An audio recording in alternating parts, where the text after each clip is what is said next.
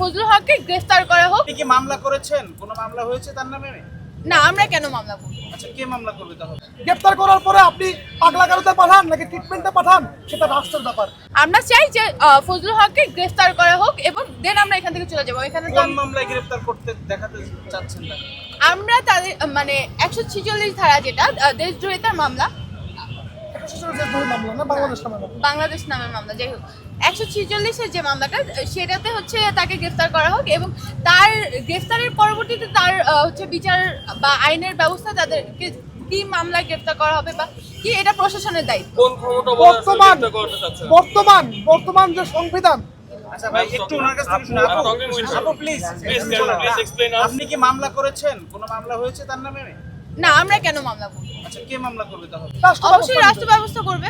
আচ্ছা, আমরা অন্যান্য সময় দেখি যারা হচ্ছে 24 এবং 71 দুইটাতে আমাদের ধারণ স্ট্যান্ডার্ড করে 71 নিয়েও এইরকম ধরনের মন্তব্য আমরা দেখি, এটা ভারতের ষড়যন্ত্র বা এরকম ধরনের। এই বিষয়ে আপনারা কোনো অবস্থান নিয়েছেন কখনো? দেখেন আমরা আমাদের জায়গায় কারেক্টরের জায়গা আছে, মানতেছি, কিন্তু একজন এত বড় একটা রাজনৈতিক দলের এত সিনিয়র পার্সনের মুখ থেকে আসলে আপনি একই জিনিসটা আশা করেন না, এক নাম্বার। সো মানে ওই কেউ একজন হচ্ছে কি বললো না বুঝে তার থেকে আসলে আপনি আসলে ফজলুর রহমান সাহেবের ব্যাপারটাকে একই পাল্লায় মাপতে পারেন না। সেকেন্ডলি বললেন যে কিভাবে তারা মামলা করতে পারি। দেখেন বর্তমান যে সংবিধান, যদিও এই সংবিধানের অসংখ্য থেকে আমাদের আপত্তি আছে, সেই সংবিধানের সাথে হতে আছে যারা কিনা রাষ্ট্রদ্রোহিতায় যাবে তাদের বিরুদ্ধে রাষ্ট্র ব্যবস্থা নিতে পারবে, সাতের খ। এবং সেখান থেকে কি এই যে ফজল যে কাজটা করেছে সেটা কি দুষ্কৃতকারী না?